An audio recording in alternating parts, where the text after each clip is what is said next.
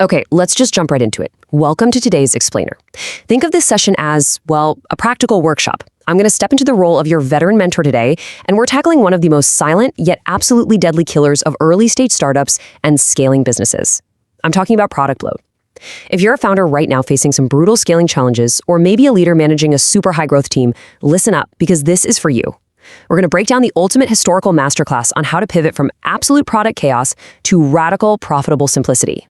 So I gotta ask you a tough question right out of the gate. Are you building a sustainable business, or are you accidentally building a product graveyard? Look, I get it. In the startup world, rapid initial revenue growth, it's incredibly intoxicating.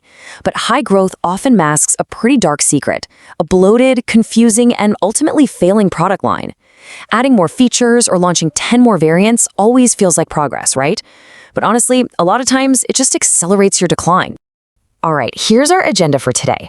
We're hitting the 1997 scaling crisis, investors versus customers, the legendary four-product strategy, your own product audit framework, and finally, the radical simplicity mindset.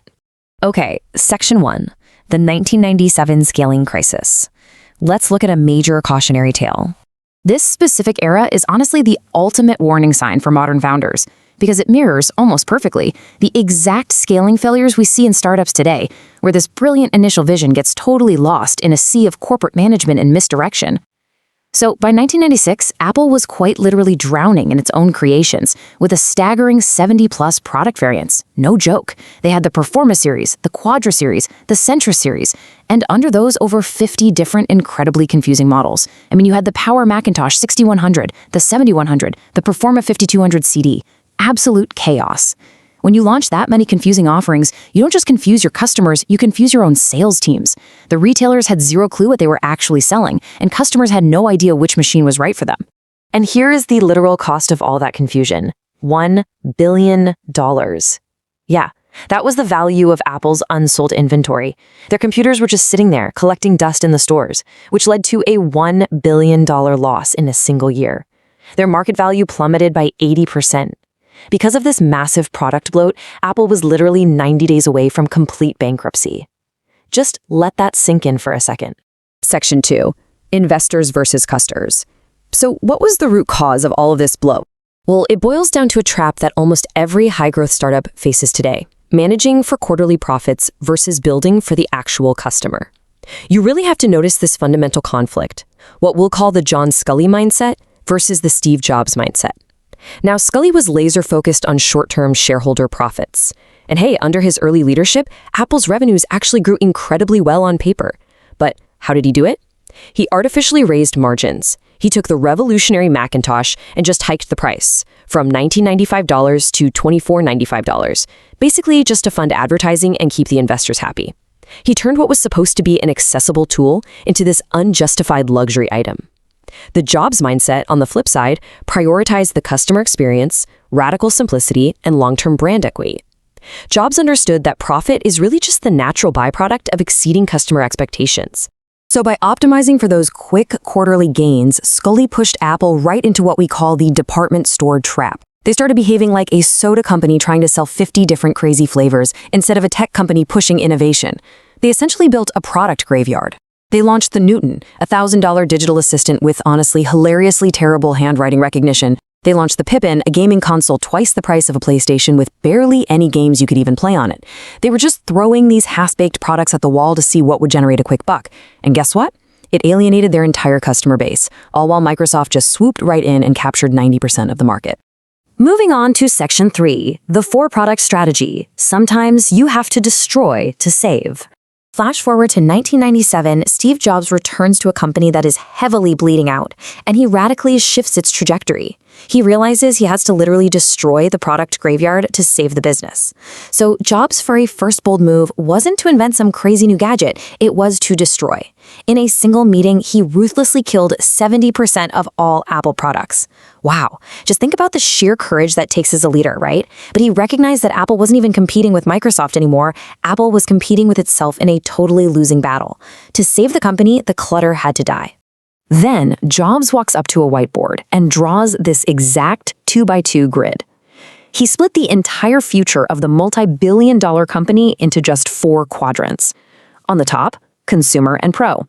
On the side, desktop, and laptop. That is it, 4 products. You have the iMac for everyday consumers, the Power Mac for professionals, the iBook for students, and the PowerBook for creative pros. No clutter, no overlapping model numbers. It brought absolute, undeniable clarity to the entire market. And the financial results of this radical simplicity, they speak for themselves. This wasn't just some clever marketing win, it was a total operational masterstroke. By cutting the product line down to 4, they instantly eliminated their massive supply chain nightmares. They stopped wasting millions on unnecessary R&D. The engineers and designers could finally focus all their energy on making those 4 specific devices absolutely spectacular. The result? Apple went from a staggering $1 billion loss in 1997 to becoming fully profitable in 1998, within a single year. Simplicity literally saved the company. All right, Section 4, your product audit framework. As your mentor today, I want you to apply this exact same methodology to your startup right now. Let's get into our workbook session. Here is the 3-step framework you must use to audit your business. Step 1, identify your core. You need to look for industries or processes that are chaotic, outdated, or just plain frustrating, and find the absolute simplest, most elegant solution you provide. Step 2, kill the clutter. You've got to cut the non-essential lines that are just draining your engineering and marketing resources. Step 3, lock in the ecosystem. Remember, you aren't just selling a product, you are building an ecosystem. Think about how the iPod wasn't just a physical device, right? It was the entry point into a seamless music experience that locked customers in because it was just so much better than all the clunky alternatives out there. So the crucial takeaway here is actually applying this diagnostic checklist. I seriously want you to take these 3 questions back to your team tomorrow morning. Number 1, are we confusing the customer? Look, if a buyer needs a giant spreadsheet just to figure out which tier or product to buy from you, you are failing. Number 2, are we competing with ourselves? Take a really hard look. Are your fancy new features actually cannibalizing your core offering? And number 3, is this essential, or are we just doing this to appease investors for quick quarterly gains? You have got to be incredibly, ruthlessly honest here. Finally, Section 5, the radical simplicity mindset. It's all about execution. You can have the best framework in the world, but without the mental fortitude, you're going to cave to external pressures. As a modern founder, you are going to face massive pressure. Modern investor expectations constantly demand this endless, bloated quarterly growth. They will push you hard to launch that half-baked feature just to show a tiny bump in user acquisition. But you must hold your ground.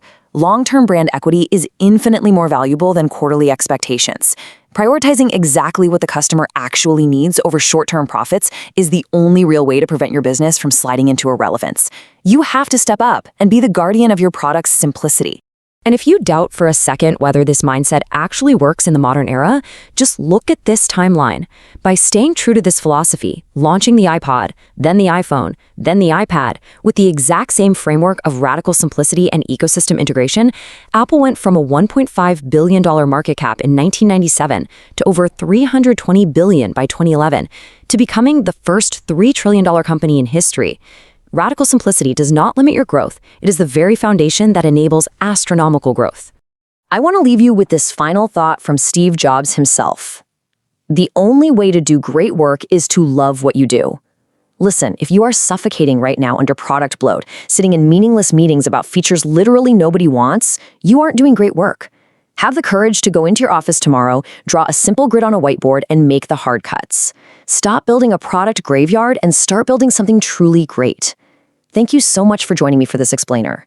I'll leave you with this. Look at your product line right now. What are you going to kill tomorrow?